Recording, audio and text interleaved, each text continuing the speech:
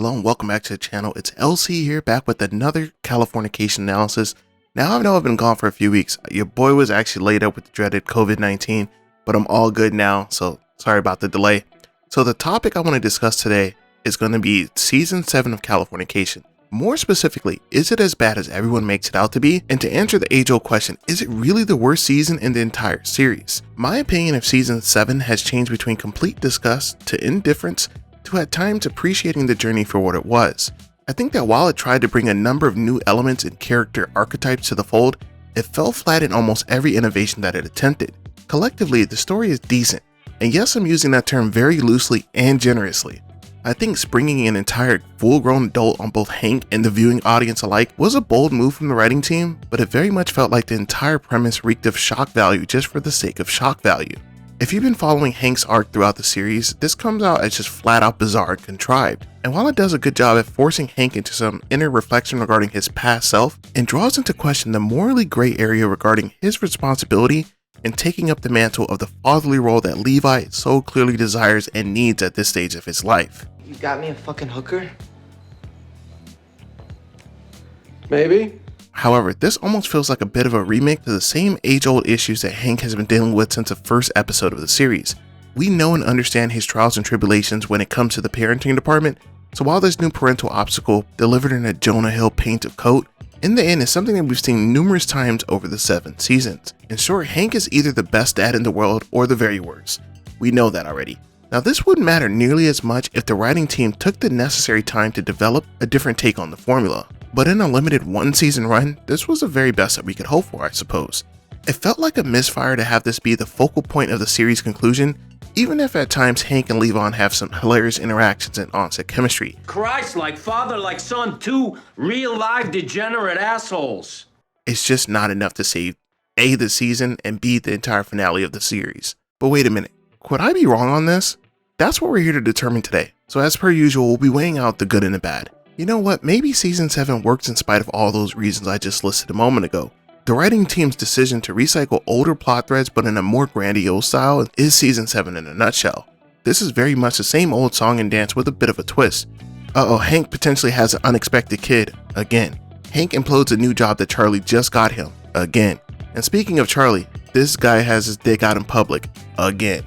It's all so familiar. And when you get down to the nitty gritty, I think that's fundamentally what I dislike about Season 7, is everything that we've seen wrapped up in a nice bow and a fresh coat of paint with absolutely nothing new to say. Not exactly the way most of us envision our favorite series of all time to go out. So I have to ask again, is it really that bad? So let's start by taking a look at some of the things that actually worked in Season 7. Starting off as per usual with David Duchovny. He gives a pretty excellent performance, he always does, but in Season 7 he definitely didn't phone it in. I felt like it was pretty organic. He was pretty true to form all the way through. He isn't given many of his grand monologues that he got in previous seasons, but in the end I found that his performance was more than serviceable in Season 7. I also think that the Hank and Julia relationship from its introduction to the finale except for the Wrath pairing is actually one of my favorites in the entire series. Him, Faith, and of course Karen, I think those are the top 3 relationships, but him and Julia, I really felt the chemistry there. The chemistry felt very palpable from their first scene together. And seeing Hank chase Karen around for 7 seasons, I just can't be alone in wanting him to kind of just throw in the towel of that relationship and just to start fresh. I think that this pairing would have been a fitting conclusion to his romantic arc, showcasing that you can't chase the past forever and to welcome and embrace new people and moments in our life when they're presented to us. This potentially could have been done earlier by, introducing Julia in a flashback sequence and just giving a bit more time to sell this romance to the viewing audience. Another thing that I really like is despite only being there for 1 episode, Becca's episode is one of the best in the entire series, with the echoes of her wily upbringing coming full circle with her announcement of her shotgun wedding. It perfectly demonstrates the hypocritical mindset that Hank has regarding the women in his life and how at times unfortunately our hero is nothing short of a walking contradiction. The only major gripe that we have here is that we didn't end the series seeing her get married. This was literally set up to be the perfect ending, but instead we got this dreck. Now the final thing that I liked about Season 7 was Michael Imperioli as Wrath. I think he absolutely nailed this role, and he plays off David excellently in each scene that they share. Everything except for his grand finale was A1 all the way through. Okay, so now on to everything that I greatly disliked, which was pretty much everything else. Let's start with everyone's favorite area of contention, Levon. After 3 full rewatches of season 7, my end prognosis is sheer indifference to both him and his entire narrative of wanting Hank as a father now that he's a grown adult. As I stated before, I think that the actor is doing a decent job with what he's being given, but the writing is just so fucking cringy. It seems like Levon was genetically engineered in a lab to be the most reviled motherfucker in Californication history. It is really just that bad. Honestly, I think we could have got the entire Hank and Julia love arc without Levon. He doesn't necessarily bring anything of value to his scenes outside of being the catalyst to move the plot forward.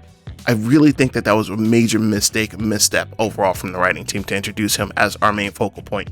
Then we have the entire Stu, Marcy, Runkle arc, which in my opinion is complete garbage. Now I know what I'm about to say might be a bit on the inflammatory side, but Stu honestly should have been cut after season 5 at the absolute latest. This love triangle between Stu, Marcy, and Runkle became a chore to get through after season 5, and with Charlie and Marcy getting remarried at the conclusion of season 6, there is virtually no reason for Stu to be in season 7 outside of pure fan service. Needless to say, this is one of the weakest arcs in the history of the entire show, and one of the main things that helps drop season 7 like a stone when it comes to rewatchability and overall entertainment. Also, Karen unfortunately has some of the worst writing for her character throughout the entire series and easily her worst plot. This is part of the reason I will always say that they should have concluded this Hank and Karen arc love affair around season 5 at the very latest. There really just isn't anything there anymore. I see these two on screen and I don't think, man, I really hope this works out this time. Instead, I'm like, how will they both manage to fuck this up this time around? I officially just didn't care about this romance anymore and had become completely jaded. Now for the final thing I really despised was everybody in this fucking writing room. Every single person there is absolutely dreadful. Ironically enough, the writing for the writer's room is absolutely bottom of the barrel, and it isn't helped at all by some of the performances either. Also, you can tell that Californication truly was ahead of its time because jokes like this would never see the light of day in 2022. What's the deal with Victor Victoria? What do you mean? What do you mean what I mean? Terry, what's up with that, her, him, gender-wise? So in conclusion, is season 7 really defensible? No, it's not. I was wrong. Good night.